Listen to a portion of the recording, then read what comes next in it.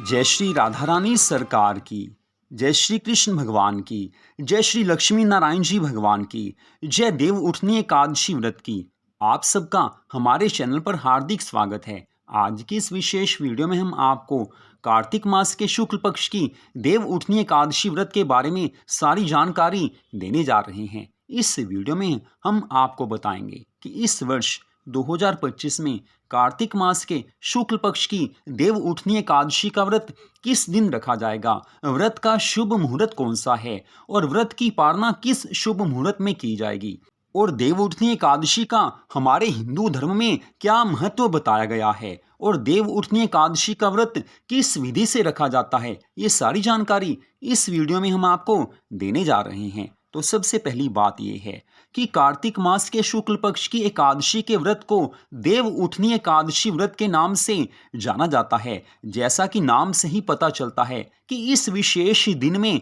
भगवान योग निद्रा से जागते हैं। त्रिलोकी के नाथ श्री हरि विष्णु भगवान जी आषाढ़ मास के शुक्ल पक्ष की हरि शयनी एकादशी के दिन से कार्तिक मास की देव उठनी एकादशी के व्रत के दिन तक 4 महीने योग निद्रा में लीन हो जाते हैं, प्रभु शयन करते हैं। जी हाँ, अपने एक स्वरूप से श्री हरि विष्णु भगवान जी 4 मास तक शयन करते हैं।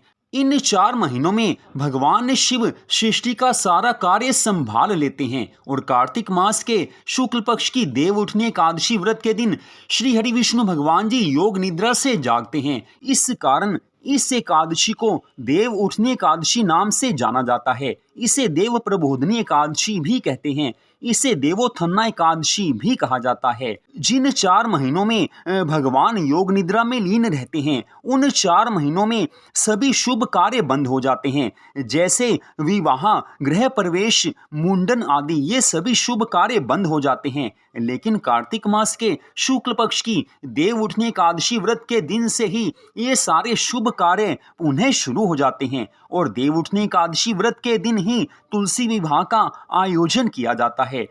और इस विशेष दिन में हम भगवान की जितनी भी भक्ति करते हैं उसका फल अनंत गुना होकर प्राप्त होता है, क्योंकि कार्तिक मास में ये एकादशी का व्रत आता है। तो इस वर्ष 2025 में कार्तिक मास के शुक्ल पक्ष की देव उठनी एकादशी का व्रत 2 नवंबर दिन रविवार को रखा जाएगा। जी हाँ, देव उठनी एकादशी का व्रत 2 नवंबर दिन रविवार को रखा जाएगा। एकादशी तिथि का शुभारंभ 1 नवंबर 2025 दिन शनिवार को सुबह 9:11 पर हो जाएगा और एकादशी तिथि की समाप्ति 2 नवंबर 2025 दिन रविवार को सुबह 7:31 पर हो जाएगी। और हमारे हिंदू धर्म में स्पष्ट बताया गया है कि एकादशी का व्रत उसी दिन रखा जाता है जिस दिन सूर्योदय होने के समय एकादशी तिथि हो। तो इस कारण देव उठनी एकादशी का व्रत 2 नवंबर दिन रविवार को ही रखा जाएगा। तो अब बात आती है कि देव उठनी एकादशी व्रत की पालना का शुभ मुहूर्त कौन सा है,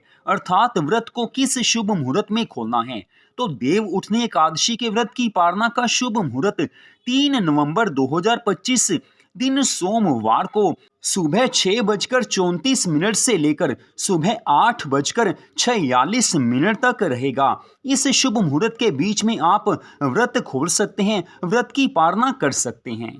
तो अब हम आपको यहाँ पर बताने जा रहे हैं कि देव उठनी एकादशी का व्रत किस विधि से रखा जाता है। तो जिन भक्तों ने देव उठनी एकादशी का व्रत रखना है उन्हें चाहिए कि देव उठनी एकादशी व्रत के दिन सुबह सवेरे जल्दी उठ जाएं, नहा धोकर पवित्र हो जाना चाहिए। नहाने के जल में थोड़ा सा गंगा जल मिला लेना चाहिए, इससे गंगा स्नान का पुण्य फल प्राप्त होता है। घर में गंगा जल ना भी हो तो स्नान करते समय हर हर गंगे, हर हर गंगे ऐसे मां गंगा के परम पवित्र नामों का उच्चारण कीजिए, तो भी गंगा स्नान का पुण्य फल प्राप्त होता है। नहा धोकर साफ सुथरे वस्त्र पहन लीजिए। घर के मंदिर में श्री राधा कृष्ण भगवान जी का, श्री लक्ष्मी नारायण भगवान जी का पूजन कीजिए। घर के मंदिर में दीप जलाइए। भगवान विष्णु का जल, दूध और गंगा जल से अभिषेक कीजिए।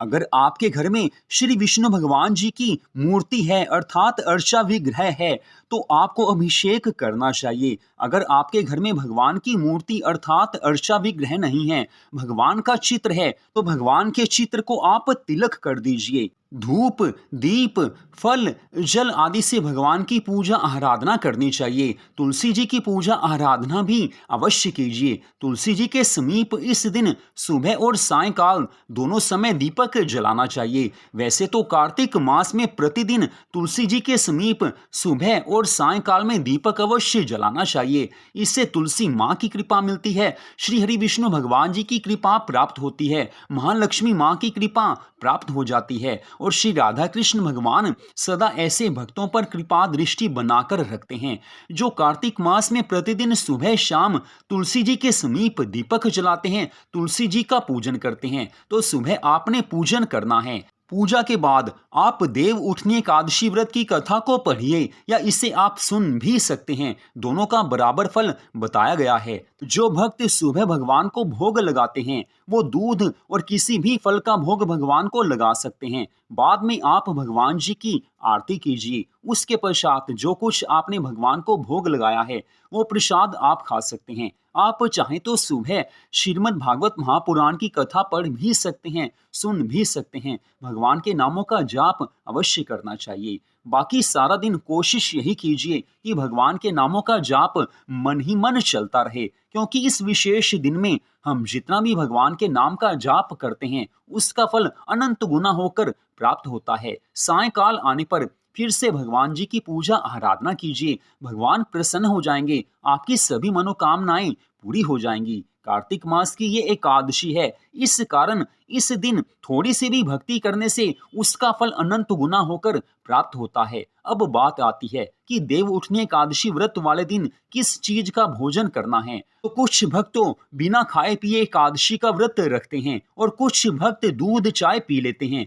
और जिन भक्तों ने कुछ खाना है उन्हें चाहिए कि एकादशी के व्रत वाला भोजन एक समय कर लें। बाकी समय आप दूध चाय पी सकते हैं, फल खा सकते हैं, लेकिन भोजन करना है तो एकादशी के व्रत वाला भोजन करना चाहिए, वो भी एक समय करना चाहिए। और उसके बाद मध्य रात्रि 12 बजे तक रात्रि जागरण करने का विधान है। अगर जो भक्त मध्य रात्रि 12 बजे तक रात्रि जागरण करना चाहें उन्हें भगवान के नामों का जाप करना चाहिए। भगवान के नाम का संकीर्तन किया जा सकता है, भगवान के भजन सुने जा सकते हैं, भगवान की कथा सुनी जा सकती है, भगवान की कथा पढ़ी जा सकती है। मतलब ये कि जैसे भी हो मध्य रात्रि 12 बजे तक भगवान जी को याद किया जाए।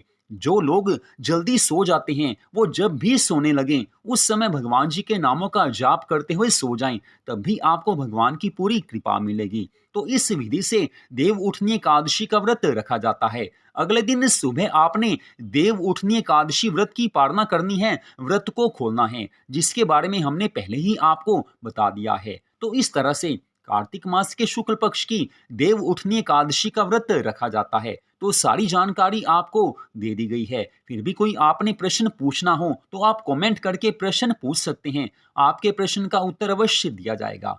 जय श्री राधा रानी सरकार की, जय श्री कृष्ण भगवान की, जय श्री लक्ष्मी नारायण जी भगवान की, जय तुलसी माता की, जय सदगुरुदेव श्री बंसी वाले महाराज की, जय देव उठनी एकादशी व्रत की, जय कार्तिक मास महत्म की। जय जय श्री राधे, जय जय श्री राधे, जय जय श्री राधे श्याम।